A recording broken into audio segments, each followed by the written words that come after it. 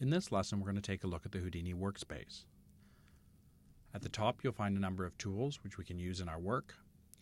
You also have the 3D viewport here, and a parameter pane, and a network editor. At the bottom, you'll see the timeline, and we'll use that a little bit later. So let's start by creating an object. We can certainly click on the sphere tool here, come into the viewport, and press Enter to place that into the shot.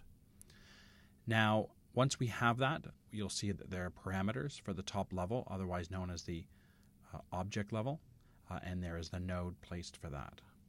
Now, you'll also see some parameters here. These represent the node down below at the geometry level, and we can actually change that to, let's say, polygon, maybe at a frequency of 8. Now, this information comes from one level down. You can either double-click on this node to go in and see that, or if you're up at the top level, you also have this little arrow here. You can dive down into that object and see it. As you can see, we can now manipulate some things here in the viewport, as well as set parameters in here. Let's press the N key to select all the geometry. We're now going to click on the Deform tab, and we're going to click on Mountain. And what you'll see is that this particular operation deforms the geometry in all directions, and you'll see that it adds a new node into our chain here. So again, we see it in the viewport, we see the new node in the node chain, and we see the parameters for that here. And as a matter of fact, we can change that to, let's say, 1.5, and maybe change the element size to 0.67. And what you get is something a little more jagged.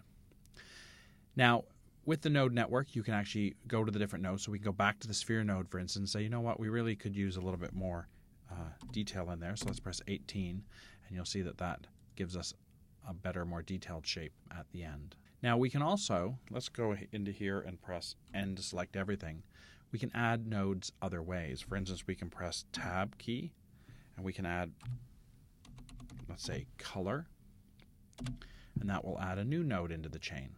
And we can go in and say, you know what, let's make that a random set of numbers. So now they've got random numbers on all the pieces here. The other thing we could do is we could animate something on here. For instance, if we go back to the mountain node, we can go in and press the Alt key to click on these parameters here, and that will set a keyframe for them at frame 1. Use the timeline, set the values here to 1, 1, 1, and again, press the Alt key to set a keyframe. Now, if we scrub through the timeline, you'll see that that's now deforming with time.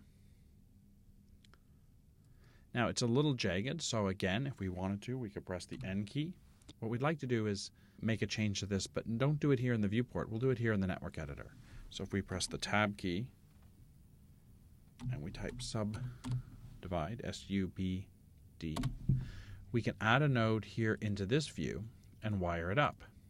Now, at first, it doesn't do anything that we can see because we have to set the display flag on this node here.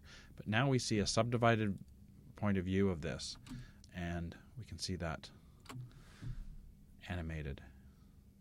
Now, because the subdivide's at the end of the chain, it's slowing things down a little bit, but it will certainly render out fine in real time. So there you can see the different elements of the workspace. We've used the shelves up at the top. We've done some actions here in the 3D viewport, set parameters in the parameter pane, and worked with nodes here in the network. Let's go back to the object level, deselect, and there we go. That's the Houdini Workspace.